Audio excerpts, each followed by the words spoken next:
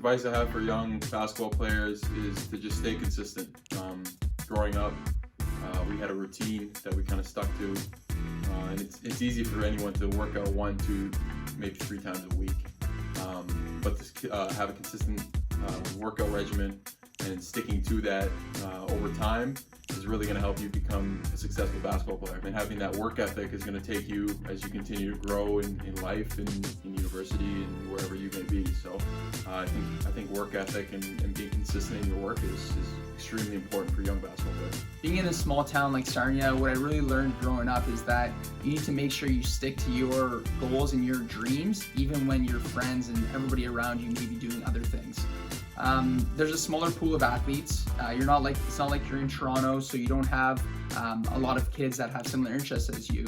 So you need to make sure that if it's something that you want, you might need to go against the crowd and focus on what you truly want. And sometimes that can be difficult, especially coming through high school and with the pressures of everything. There was a lot of times where, my friends were going out to parties and I was working on my game. And that's just something that I really wanted. And sometimes it was hard because it was lonely. It's not like I had a big group of friends that were interested in working out with me on Saturday nights. That wasn't the case. So, we had to lean on each other, and we're grateful that we had each other to do that. So I would say it's important to stick to a routine, figure out what you want, and make your actions worthy of what you want to become, and stick to that every day. The biggest lesson learned is that things have to be earned. For us, the blueprint was always laid, but it was up to us to kind of figure it out and put in that work to get to where we wanted to get to and where we dreamed of getting to.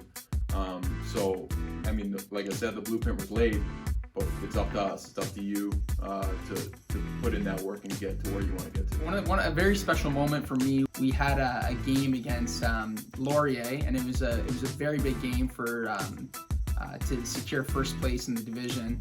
And it was a special game because it was being played at Caesars Windsor Casino.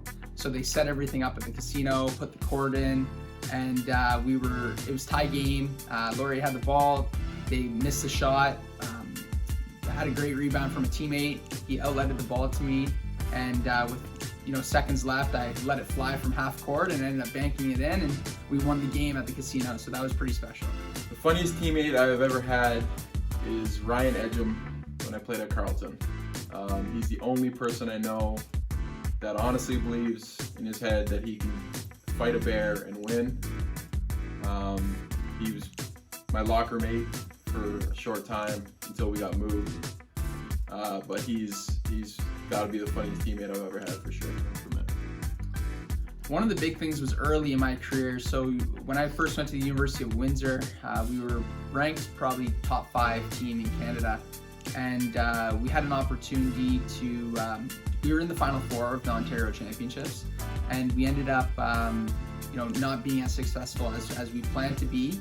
And we ended up getting 4th place at the OUAs. And, now we were in a position where we had to rely on a wild card to make nationals. And throughout that year, we were probably arguably, a top 3 team in Canada. But with Ontario being such a strong conference, we left ourselves in a position where we couldn't control our destiny. And what I learned from that was that, you can't afford, losses early in your career that are going to impact you later on. And that was the result of it is, we had some bad losses that year to teams that weren't ranked in the top 10, and it ended up hurting us when it came to the wildcard position.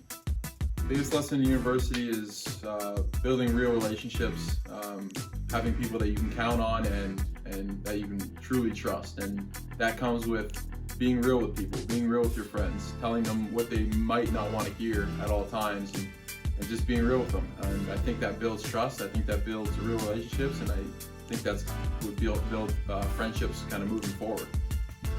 For undersized players, you can't control that. So, growing up for me personally, what I focused on was the weight room and making sure that I was the toughest guy on the court, and that I was going to be one of the best rebounders. And I made that a personal goal, and I let that send a message to the recruiters that, hey, he may be small, but he still rebounds better than our 6'5" guy we're recruiting. And really, it's just offering more and providing value that isn't there elsewhere.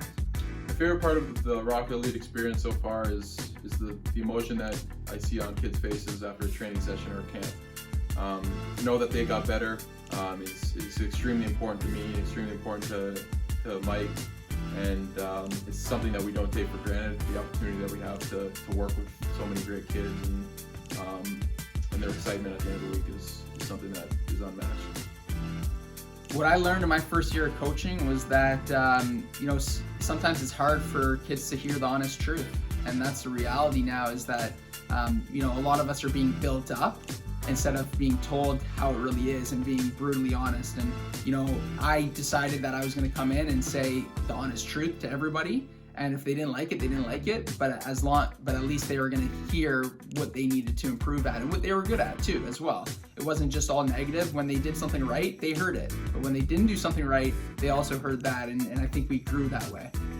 The best basketball moment for me was winning a national championship with Carleton.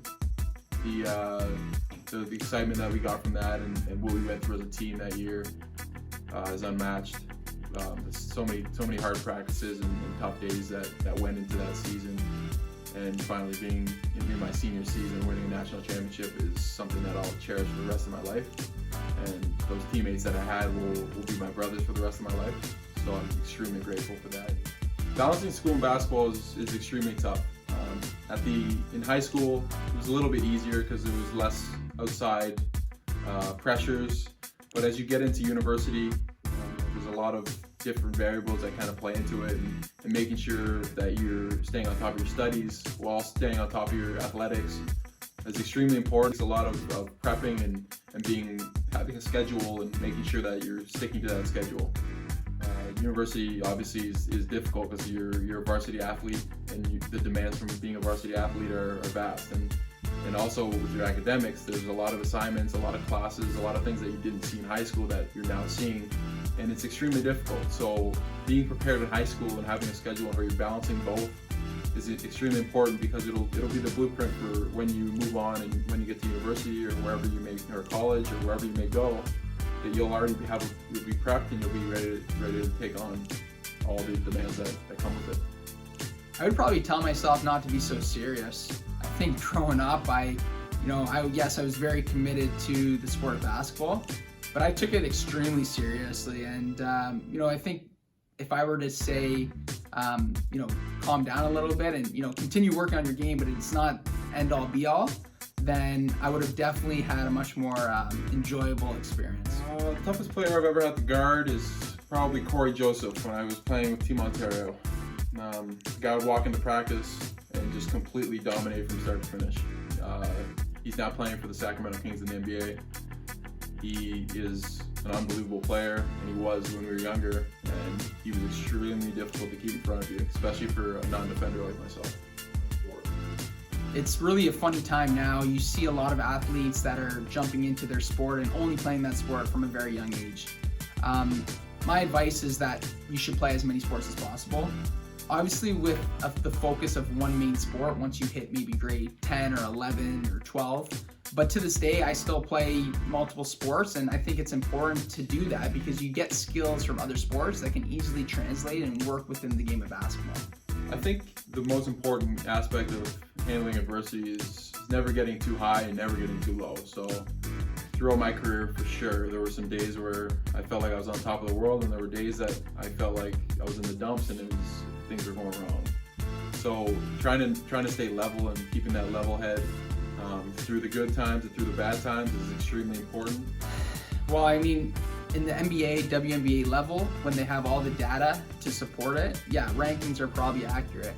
At the youth level, if you want to use rankings to drive you and motivate you to chase that next player, use it and let it drive you. But in all honesty, there were players growing up that were ranked much lower than I was, and they ended up having more successful careers. And there were players that were ranked higher than me that ended up having worse careers than myself. So, if you want to use it to drive you and motivate you, that's great. But don't get caught up in the rankings. Continue working on your game and continue being who you are. Some advice during this quarantine period is to continue working on your game. Nothing's stopping you from picking up a basketball and working on your dribbling in your basement, or taking advantage of all the online resources that are out there to improve your game, to improve your IQ. I mean, a lot of times players are worried about their skills, but they don't realize that, in basketball, you actually make the decision before you even perform the skill. So why aren't we working on our IQ as much as we're working on our skills? And that's something that we can grow with right now. Having the opportunity to go overseas and play basketball in different countries was something that I will cherish for the rest of my life. Being able to see so many different countries and meet so many different people over there, and with the language barrier and so many different things that I had to kind of deal with, it was a really cool experience. I met a lot of great people, great teammates that I'll talk to for the rest of my life, and it's an experience that I'm so grateful to have. To play professionally, to get paid to play basketball was a dream of mine since I was younger, and to finally get to that point was special to me. The biggest obstacle I faced in my playing career would probably date back to when I was in grade 11. I thought I had a pulled groin, went to a doctor to get it checked out. Turned out I had Leg-Perthes disease and it required surgery. So I had to spend that summer only taking spot-up shots, trying to work on my game as much as possible while I waited for the surgery. The surgery, you're supposed to be off for a year, and that was best case scenario. I was able to make it back with strong physio and the support of everybody around me, and I was back in 6 months, and just the mental aspect of overcoming that was very challenging. There were some tough nights. It was everything. Basketball was everything to me, and to have to go through something like that, it really challenged my mental, which I think, looking back now, it set me up for so much in the future, because there's very little that fazed me, because I know that I've already been through one of the hardest things that an athlete can go through. So I was well prepared, and I'm thankful for that experience. Who asked that question? He can't keep up with me.